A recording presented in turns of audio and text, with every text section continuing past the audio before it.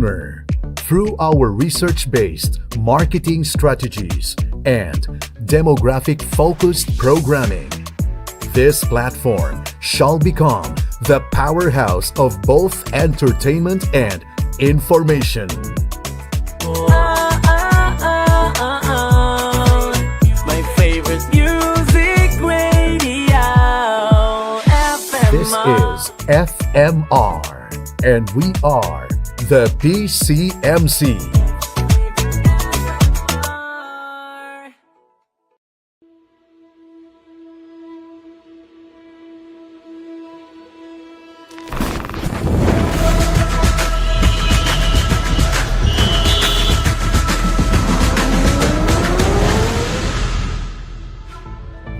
The fast-paced world demands modernity of communication channels that reaches vastly than ordinary. The Philippine Collective Media Corporation, or PCMC, evolved through history with its creation in to establishing its FM frequency radio called the Favorite Music Radio or FM. Adida ang programa nga magpapaangbitin impormasyon may pagisumpaya Information and Communications Technology. Ang programa nga magahatag inulagway hiunong han ICT. Ini ang taramdan, the ICT Talk.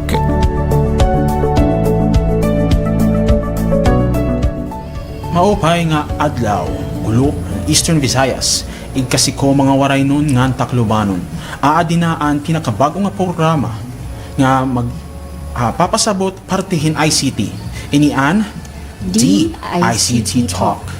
Ako po hi Matthew Anthony Ayes.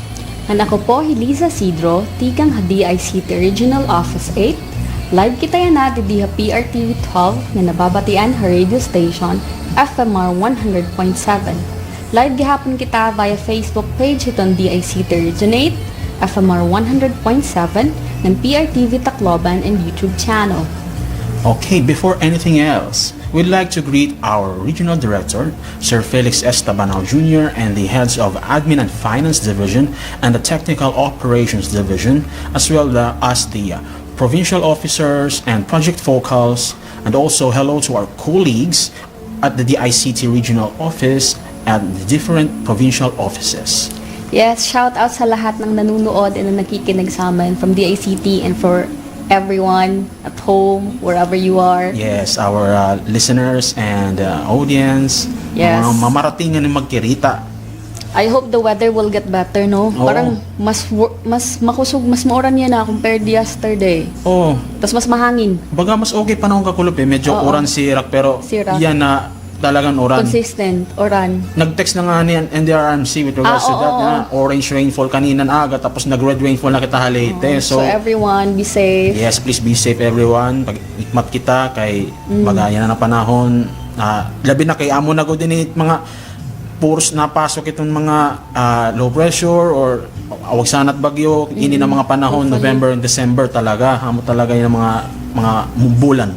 Hopefully in the coming days, maupay na. Mas maupay na yung panahon. Yes. So anyway, moving forward kita, yesterday, we discussed how DICT was formed, diba? It was Yes. it was an exciting episode for me because it was our first episode, diba? Yes, exciting talaga. We didn't know what we were in for, but we made it. We made it. Naitawid natin. I don't know if mahalata nila na we were kabado, a bit kabado. Hopefully not. Hopefully not.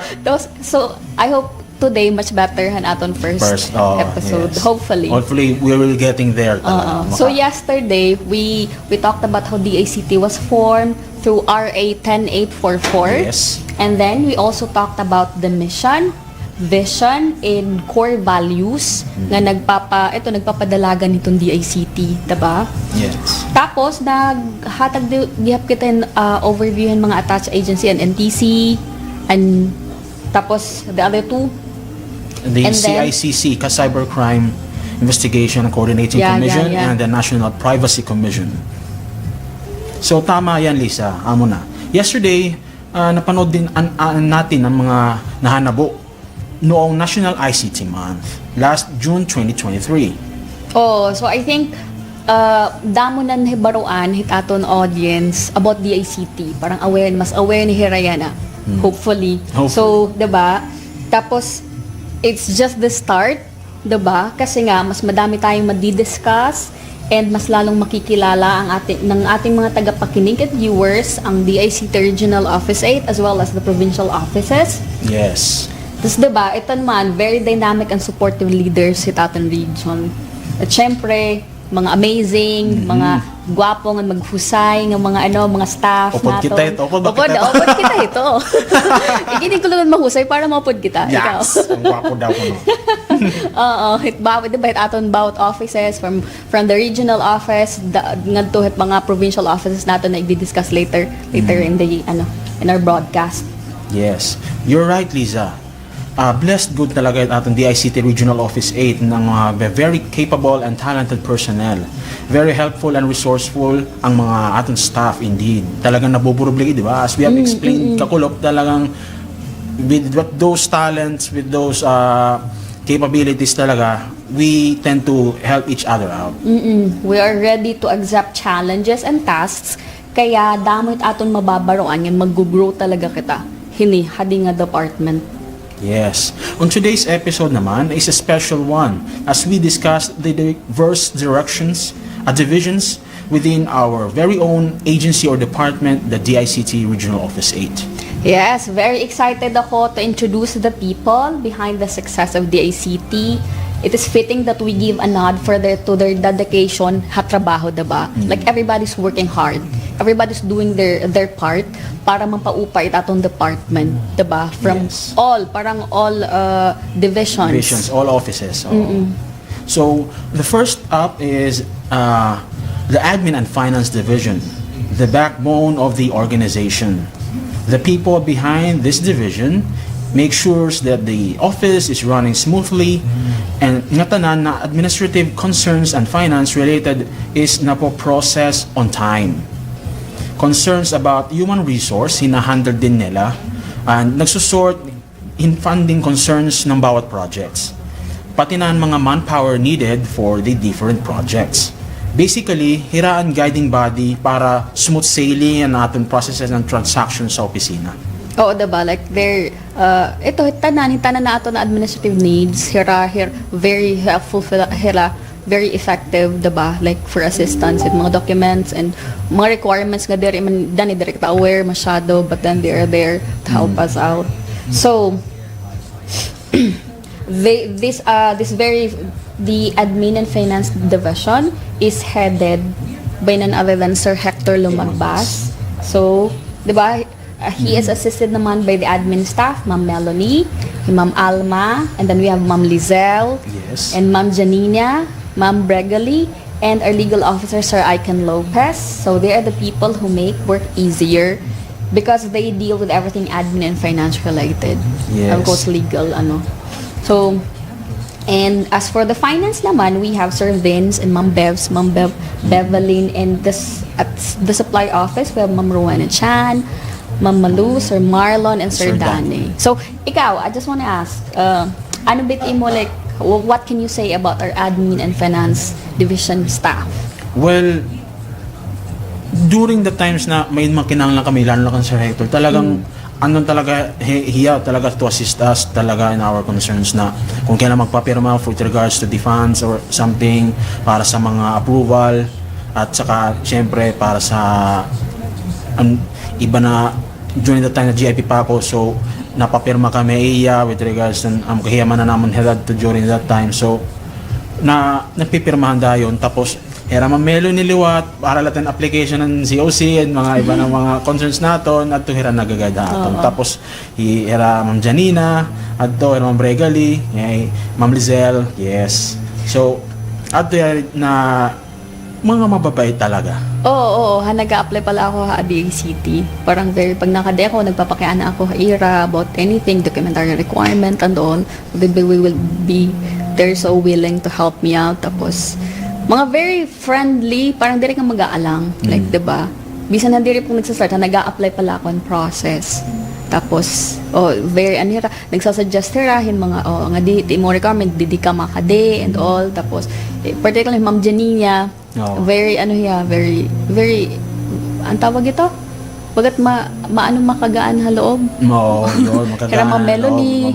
Yes, Ma'am Alma. Ma'am Alma. Tapos sa legal team lahat, Sir Aiken, very Aiken. cool. Very cool sila Aiken. Mga As well as friend nila, Sir Hector. Parang at first, chika.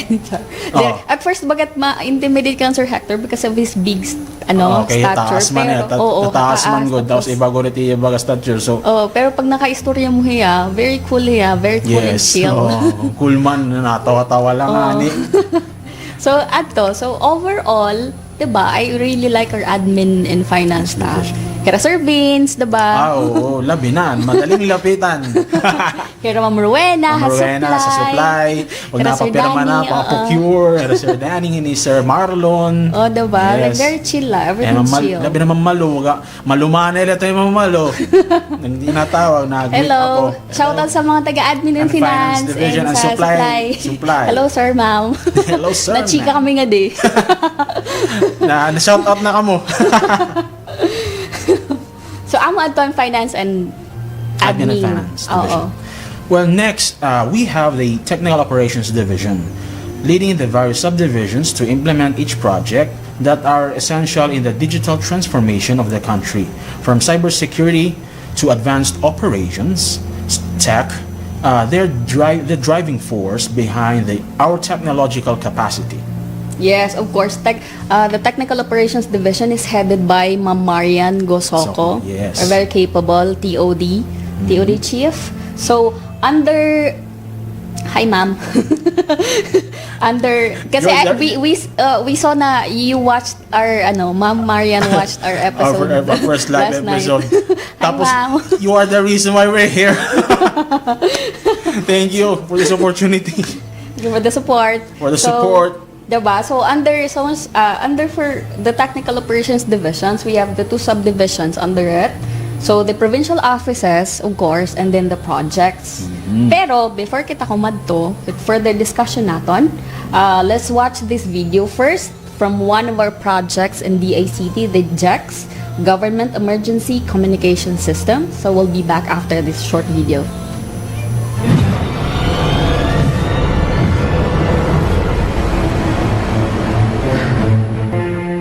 Located in the Pacific where warm sea surface temperature and humid atmosphere conditions are present, the Philippines is bombarded with approximately 20 typhoons every year. One of the most powerful tropical storms ever recorded, Typhoon Haiyan, locally known as Super Typhoon Yolanda, laid waste to the Visayas group of islands, which is home to 17 million people.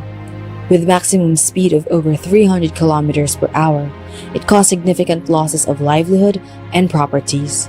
It took the lives of 6,300 people and left a total damage cost of about $5.8 billion. It also left a trail of devastation on communications infrastructure. In Tacloban, over 230,000 people were unable to call their families and collect updates on government response. Due to lack of manpower and emergency ICT equipment, responders struggled to disseminate vital information to decision makers to help in strategizing the actions and assistance needed. The impact of Typhoon Haiyan highlighted the gap in connectivity among people. From this desolate event, the government recognized the importance of investing in ICT that are both rapidly deployable and resilient. To strengthen the government's capacity for disaster mitigation and response, the Department of Information and Communications Technology, or DICT, collaborated with the World Food Program in launching the Mobile Operations Vehicle for Emergency or MOVE. The MOVE is composed of several sets of rapidly deployable communication systems that are integrated into specially engineered vehicles. Each set is composed of the hub, a 4x4 dispatch, and a motorcycle dispatch, equipped with the emergency cellular system, Manpack HF radios, handheld VHF-UHF radios, VSAT, base HF-VHF-UHF radios, satellite phones, and IP radios. The move is capable of offering people multiple modes for communication. Early establishment of emergency communication system helped mitigate the risk by 1. This facility can be used as a messaging tool to warn the public of an impending disaster. 2. This facility can also be used as surveillance tool to assess the terrain and identify the hazardous areas. 3. Information from this facility can help local government units prepare for necessary manpower and resources. 4. It can also be used as a backup communication medium when all the commercial telcos are down. And most especially, this facility can be used as an operation center where decision makers can actually have a real-time scenario of what is needed on the ground and what is happening in the affected area.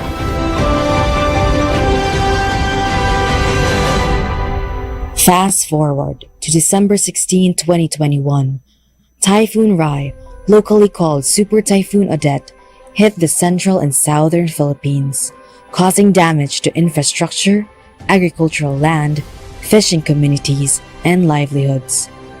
To help with the government's response, 3 movesets were deployed to affected communities.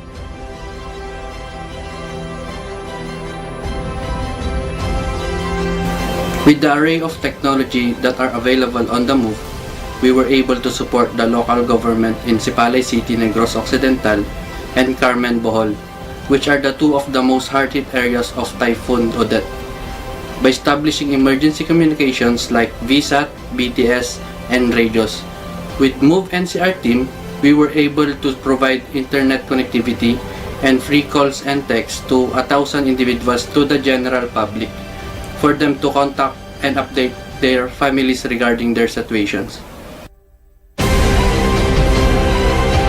The actualization of specialized vehicles for establishing communication systems in disaster-stricken areas is a milestone.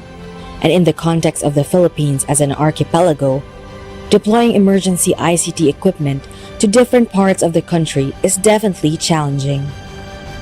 However, the benefits outweigh the cost, enabling every Filipino to be connected in the darkest of times. Few days after yung Odette, wala may signal. Daghan gusto mo connect sa ilang mga pamilya. Was just fortunate nga the ICT team was deployed here. I think 2 days or 3 days prior sa Visceras ng Pasko. They were able to help us to connect with our families outside for our families to know that we are safe. This morning I came down real early, about 7 o'clock, to use the ICT services, the emergency services for internet. It's a great assistance. We are isolated here with no internet, no Wi-Fi, no nothing. And so this is the first time I've been able to use the internet to notify my family in the United States, letting them know I'm safe, that I'm healthy, that we're doing okay.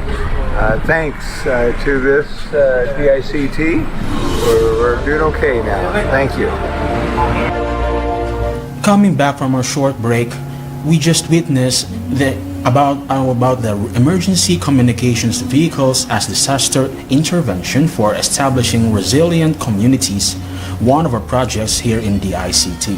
Matt, I'm really looking forward hit magiging guest naton hit aton hit from Jack's DRRM because I'm from DRRM. Yes. I'm wondering he know hinit aton may interview, diba? Because it would be cool to listen to their explanation because of the move and the Jack's move, no? Oh, like it's really sophisticated, like a lot of innovations there. Tapos pag na-explain niya it function, tapos it features, it would be cool. It would be cool to witness that. So, looking forward for the representative from Jax. Yes, shout out Nagihap. Hello. Yes. Hello, sir. Well, moving forward, continuation of what we discussed a while ago. As for the provincial offices, we have the Leyte, headed by Ma'am Claire Fernandez as the provincial officer. Southern Leyte, headed by Sir Ray Noel Colliera. Biliran, headed by Ms. Hazel Martinez. Samar, headed by Sir Edberto Versosa. Eastern Samar, headed by Sir Dante Rosales. Northern Samar, headed by Ma'am Florence Yanto.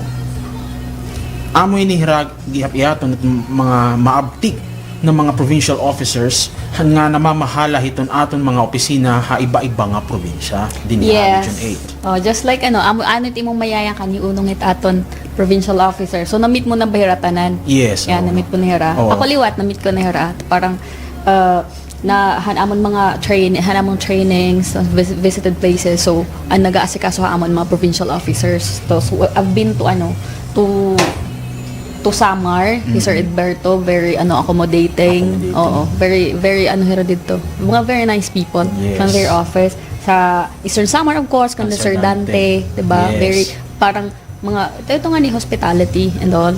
They made sure na anamon stay okay. Tapos we're taken care of. Tapos Northern Samar gihapon kay Ma'am Florence Yanto. I got to parang interact with her. Ito nga yung mga requirements pag nagte-training ka mo and all. Parang they're very responsive, very eager to help. Tapos kuan with regards to if you need anything, they will be there to assist you.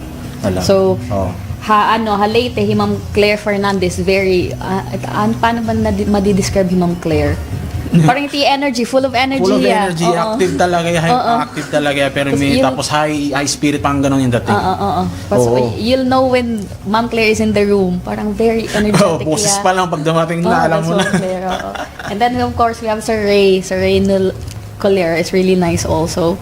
Parang ikaw, I haven't got parang lot of chance para maka-istorya ni Sir Ray. Kay iba kasi nga tingin ko kumadto sa Southern Leyte. Pero I think it's nice. It's nice yes, naman. oo. Kaya man, minsan nga pag nagjo-joke pa galito niya, kay one time na nagpa-arrogate to niyan bulega with regards to record a video for the for an event Southern Leyte. So nagjo-joke lang na napabulig pero naglalambing lang ganon siya. Ang wala ito Sir Ray pero cool yan, cool. And then si Ma'am Hazel Martinez, 'di ba? Parang whenever I think the best person to ask hiunong hit events. Yes. 'Di ba she's really capable. She's really parang amazing niya. I think if I want to learn a lot of things about pag-organize it events and hit trainings and all, parang Ma'am Hazel Saka malumanay magsalita. Very malumanay magsalita. Like, it's relaxing. Yes. Pag magyayakan niya. And of course, si Sir Edberto, diba? Very chilly. Chilly ito ni Sir Edberto. Like, wow. Pag nakakatawa niya. Hey, sir. Tapos si Ma'am Florence Yanto, nako. Mga joker.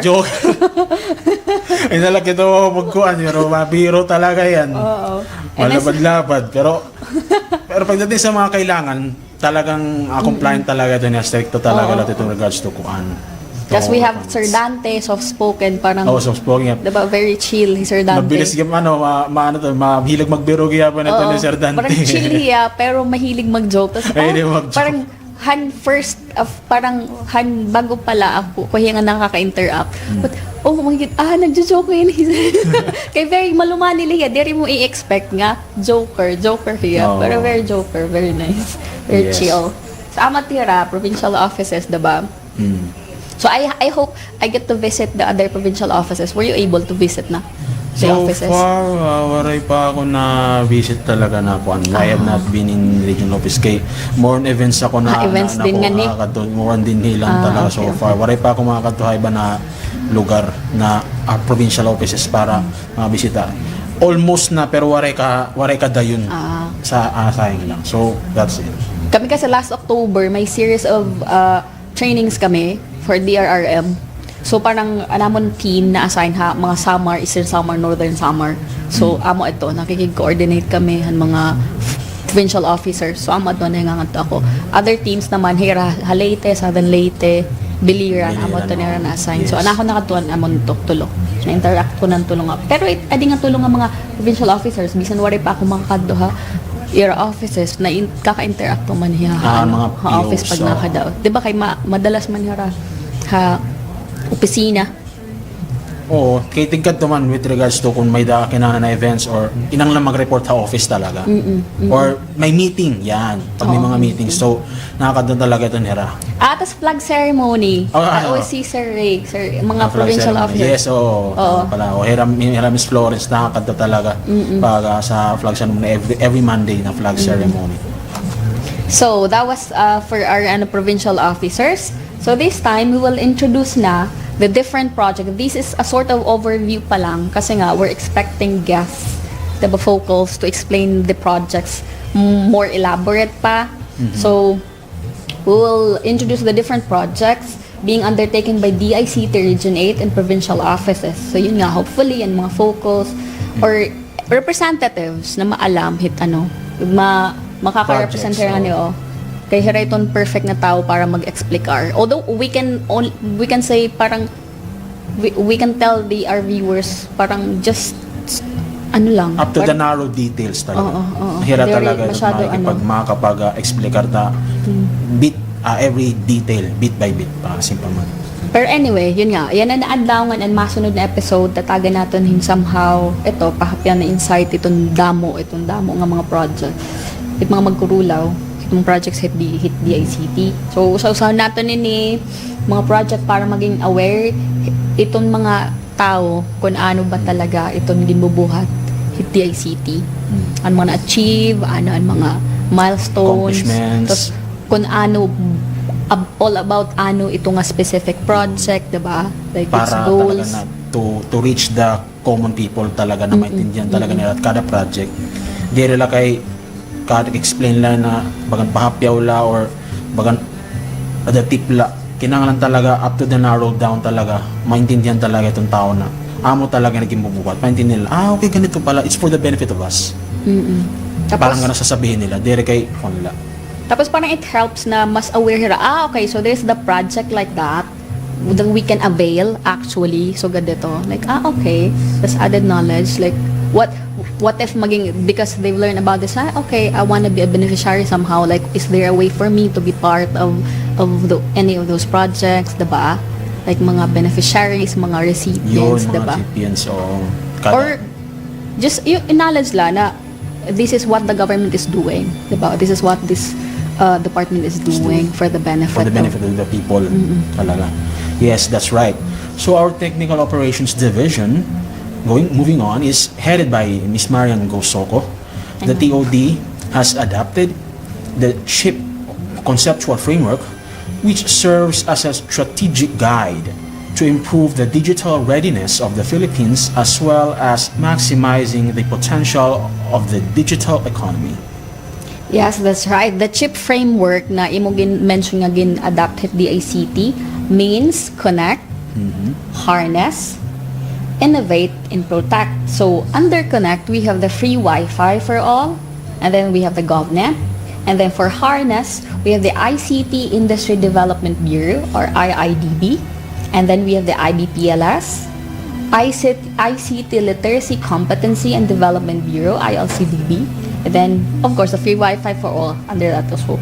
And then we have the innovate.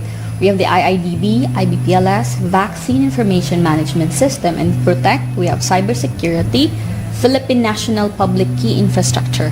So, amo inihiyaan mga project na aton tatagan a bit of explanation, diba? Before we have our guests.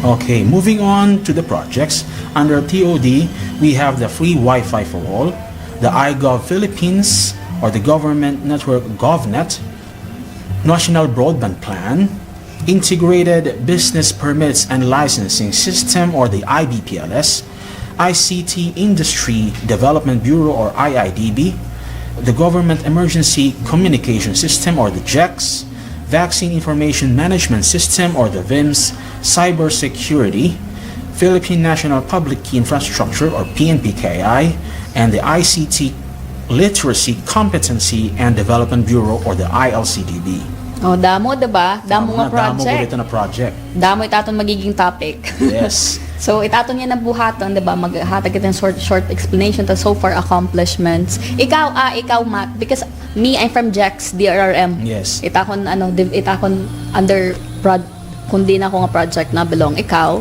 Nakakuha na ko before IIDB. IIDB, okay. Yes, okay. So, Tapos yan a different? yes, different. Different, na. no? Okay. Next B. So, amo ito, magkaiba kami yung project. Yes, magkaiba. Pero parang nag-join force Collaborate. for this. Collaboration is the key. Nag-join force kami for this radio broadcast. So, let's start. We will briefly discuss what these projects are, all about and their accomplishments so far. So, for free Wi-Fi for all, nabubulol ako. Free Wi-Fi for all Yes. is headed by the very capable engineer Gualberto Jr. So, the free Wi-Fi for all provides free public internet access program and aims to accelerate the Philippine government's efforts in enhancing internet accessibility for Filipinos so that economic, social, and educational opportunities will be bolstered and the growing digital divide can be bridged. So amo ini like parang to reach the common people. Oo, the common people, diba? Because internet is really, I think it's would you agree that it's like a necessity na? Yes, Internet necessity is a talaga. necessity. Oo. Like the water supply and parang the energy. No one can leave the internet now. Will live without internet now talaga kasi labi na nag-pandemic. Di na kaya face-to-face. Nauso na ang mga virtual meets. Tapos mga transactions, ang mga cashless system na e-wallet. Tapos ordering. Tapos shopping. As to name the few of the... Parang pandemic na emphasize a need for Yes. for connectivity, internet connectivity. Pati nga online schooling. Amo itong pinaka like dito mo na feel na we need internet connection from bisan nga diba? Amo ni ba nahihirapan mag-cope kay diba waray connection, mahirapan signal. Oo. That's why I think for me personally it's a necessity to have an internet access, diba? Especially if nag-aaral ka and nagbe-business ka or just to connect with your loved ones at with harayo, diba? Parang those are really parang basic needs, basic requirements for... Alam mo, napakaswerte talaga natin na we live in this generation kasi during our parents' times or our kalolololohans times na telegram or di kaya mail, snail mail, at doon pa na mga panahon, tapos yan na, text na lang, mga musta ka kahit titi mo loved one is afar from you. Di rin parang una na magle-letter ka pa, pera pa kabulan, option na lang ma-receive, diba? Napakaswerte talaga natin. So, we take advantage of that. As much as possible. And be responsible. Responsible, safe use of the internet. Yes. Diba? Parang people of all ages kasi ginagamit ito. Diba? May danganing mga lola na nagti-TikTok. It's so fun to watch. Like, diba? May na-feature mga TV shows. Like, parang it's a sort of their way of relaxing. Diba? Like, it era vitality na tawag na maintain hit mga parang people at old age bisan di ba usually pag nayakan pag tigurang na pag old na dere na nakakaano technology no not this they're not behind, not this era. Yes. Di ba nagka-catch up nag-a-adapt that's the most important thing kasi talaga. nga very talaga hiyala like ang tawag ito malawak na talaga it's sakop hit internet. Yes, like almost everyone, diba? Almost. Tas especially social media. Filipinos are big on social media. Diba? Old, young. Mga basta tanan na yung social media. Waray biha sing paman, waray biniha ito. It's all. Ay, di mo alam. Ibig sabihin biniha, waray pinili. Malaro na minalay. Waray nga takloban? Waray ito nga. Di ko maram kung may deton din na takloban na word. Pero mo nito ito halapas. May ito. Biniha. Oh, sorry for the listeners na tumamarating ang magkiritan word. Natawag kaya po na kung sinabi ko yun. Ano ito? So anyway, naano na kita. Okay, nahira yun. Okay. So, free Wi-Fi for all. Amoy niyan RA 10929 of 2017, free internet access in Public Places Act. So amo ini ang nag-mobilize han free Wi-Fi for all. Nabubula lang yung Free Wi-Fi for all. Practicein mo yan. Kay free Wi-Fi for Dire pa all. ton mahuhuman. So damo ini nga discussion pa naman. Oo. So eto gin-develop and implemented by the ICT, diba? Yes. With the power han RA 10929, the Free Internet Access in Public Places Act. So primary goal is to provide free internet access all over the country, particularly in public places. Okay, yes. Oh, ta mga free Wi-Fi, parang at least diba pag if it's the government offering free Wi-Fi connection, you'd be may perhaps diba it's safer, I think, because diba parang usa na reminder is you don't connect to may diba ito? You don't connect to public Wi-Fi like kasi sa mga coffee shops, mga sample or airports, mga may dapat ito ikaw kay IT ka man na may dapat ito reminder nga sugad like or it's safe to connect with mga free public Wi-Fi. Free public Wi-Fi may dagad la limit niya so far as I'm concerned, as I have known na parang may da kasi itong mga regulation na iti mo device na-connect mo siya na this is a public place tapos are you sure you want to connect to this network? Parang ganon. Pero pag kanong free Wi-Fi for all, may reton security, may endpoint security. Basta ka ng government, yes, diba? Oo. Rest assured. Yes, assured. Na we're safe. Yes. Diba? Oo. So, ito, an availability han Wi-Fi, basic education institutions, so diba mga schools. Yes. Tapos state universities and colleges. Importante adi diba pag school talaga kay I don't know how you'll get by kung waray ka internet pag I don't know kay may ihan naman akong graduate pero 'di ba pag yan na ba student ka like how would you cope, how would you get by kung waray ka internet access. Yes. 'Di ba the very simple na may GC iyo classroom iyo grupo tapos may dan niyo magkinahanglan niyo mag Zoom Meet or mag Google Meet. So, di ba, kinahanglan niya po nito mga collaborations with the projects. May Google Drive niyo with regards to uploading the folder in the cloud. Pag may projects ka mo, more on digital na talaga yan. Bisan assignments na eh. So it's a good thing, diba? Availability of Wi-Fi at these institutions, state universities and colleges, and even public hospitals, diba? So it's important as well. And then rural health units, diba? Yes. That's another great place na may ada free Wi-Fi. Tapos airports and seaports, terminal, and then among others. So adto an brief free Wi-Fi. So basically availability of Wi-Fi in public places, diba? And doon ang mga institutions nga ako na mention. So before we proceed on what are the accomplishments of our free Wi-Fi project, we'll have this short video from one of DICT's projects, JEX. O ano kota kita JEX? Kota sa JEX talaga. makikilala na talaga. Sige lang, masasabot ka ba?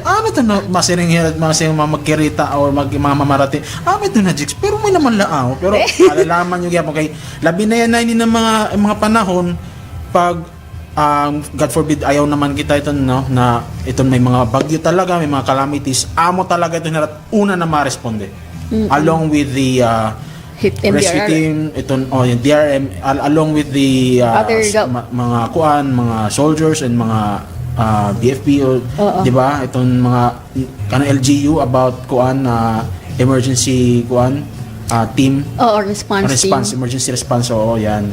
So amo in here, the Government Emergency Communication System. So this is a very informative presentation.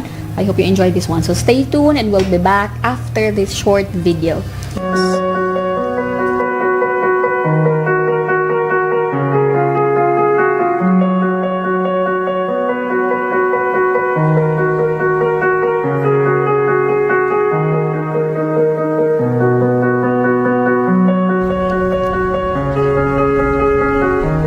Primary objective of a JEX project is to make sure that we have good communication and improved coordination in scenarios where emergencies like typhoons have demobilized all other types of communication. When you enhance the possibility of information and communication, as this project of WFP, you have units of information and communication that are placed in areas where we need to save lives and to protect livelihood. This is fundamental.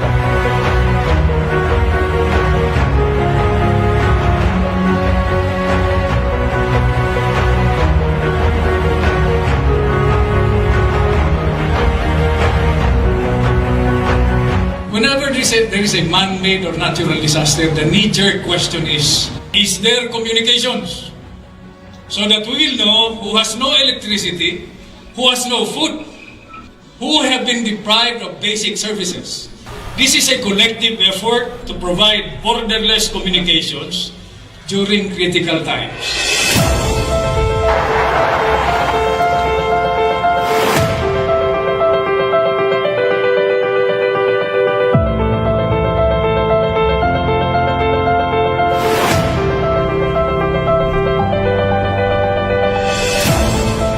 I'm here in Tacloban City. 8 years ago, Typhoon Haiyan devastated the city and devastated lives of so many people forever. It's a grim reminder of how climate change and climate crises can happen in just a second, and the need to be more prepared than ever.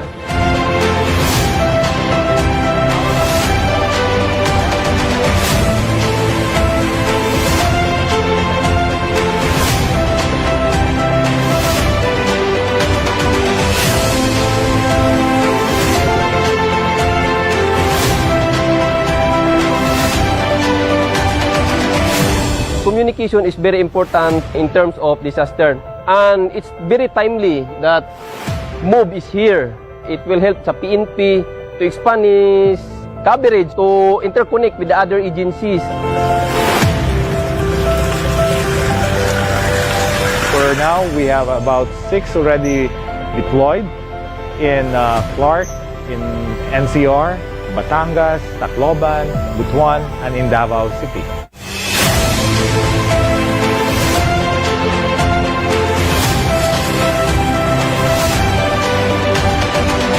So this kind of partnership is one that we would like to replicate. We would like to create more of these sets, and we would like to help the government in other ways to help have better emergency response.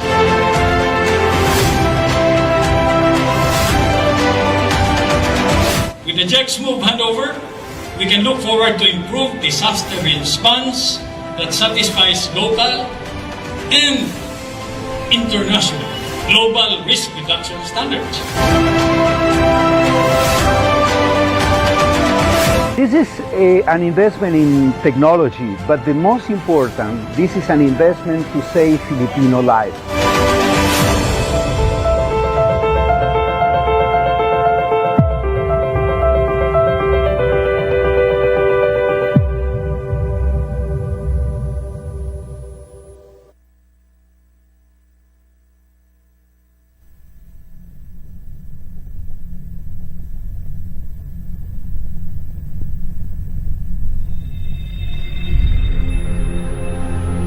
In the aftermath of a disaster, infrastructures may be partially damaged or completely inoperable, causing mass outage of electricity and vital communications facilities. DICT committed to implement the GEX project to assist on such demanding times with the deployment of GEX Mobile Operations Vehicle of Emergency or MOVE in the affected communities. The GEX MOVE Hub is established first in the nearest safe zone from the incident site to provide connectivity to government offices and responders.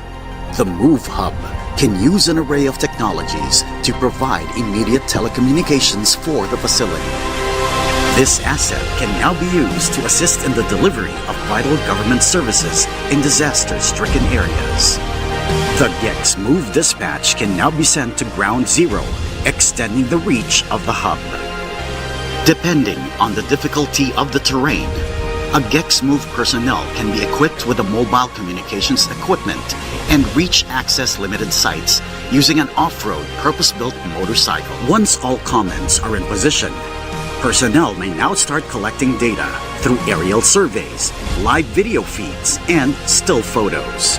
The data collected is then sent to the MOVE Hub for collation, processing, dissemination, and repository. Getting the right information and at the right time to formulate well-thought-out decisions achievable using the GEX Disaster Risk Reduction Management Information System, or DRR-MIS, enabling the incident commander better situational awareness, personnel coordination and management, and resource monitoring and allocation. It is the government's agenda to have GECs move pre-deployed in key locations and disaster-prone areas across the country, gearing to become always ready to respond in these challenging times. The DICT GECS project, strengthening unity through the use of ICT for a disaster-resilient Philippines. Coming back from our short break, we are gonna dive into the accomplishments of our free Wi-Fi project to continue.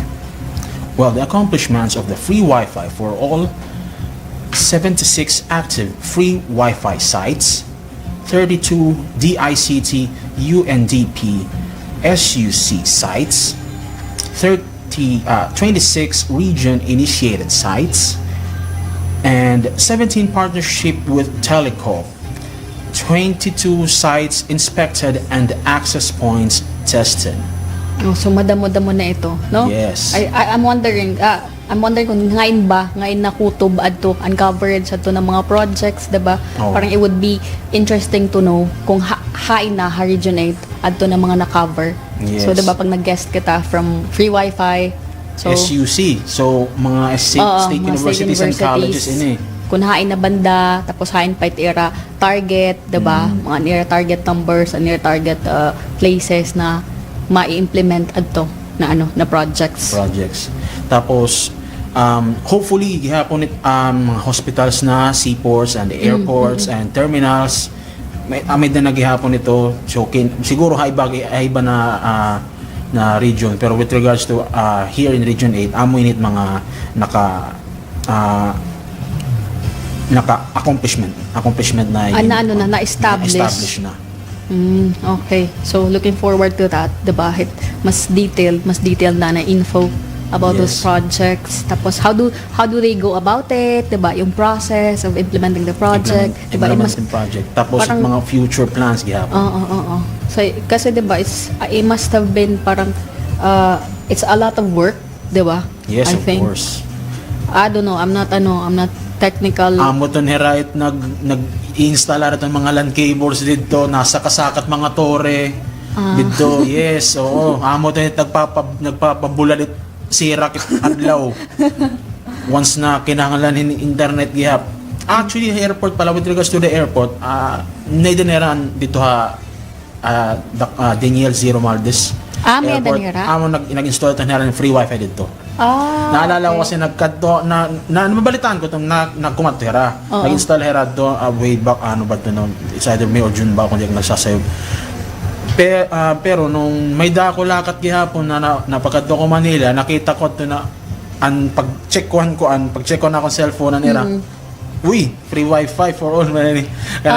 So amo na ito na ngayon. Yes, talaga implemented. So mga napakaduha kuan airport Daniel Zero Maldes Tacloban airport. So makikita to niyo kana public wifi for all. Amo to nito nakikita. Amazing. Yes. So di ba pag waray ka load or naubusan ka load, at least may internet connection. Yes, especially pag nagte-travel ka, diba, very important communication. Yes. For example, if you're traveling for work, for diba, o kainan masunduha imo, something like that, communications yes, importante really talaga ito. Sa mas na talaga. Wherever you are. So it's a good thing na may ada, at least may danakyan na maaram na place. Okay, yes. Airport. Kadto ka na airport. Para makakonect ka na. Airport. Tutuyon mo gud talaga. Mga ka airport anay. Wari ka nga daw ko opisina mag-connect, no? Kada mo nga pwede kunin ka na opisina. Opisina pa. Dito ka pa makadto. Balay mo, may lakat ngayon. Kailangan mo mag-train. So, dito, connect ka na. Para problema. Di ba? Ayos na ito. So anyway, magta-time na kita. Oo nga. Time check. Naabutan kita. So, amo laad to anay, mga kasangkayan. Yes. So, thank you very much for tuning in here with us with the ICT. So, catch us in our next episode, same time, through PRTV 12, FMR 100.7, and Facebook page of the ICT Region 8 and PRTV Tacloban. They got also the Facebook page and then the YouTube channel. Okay? So, that would be all for us for now. See you next time. Take care, everyone, and keep safe. And God bless everyone. Okay. Bye!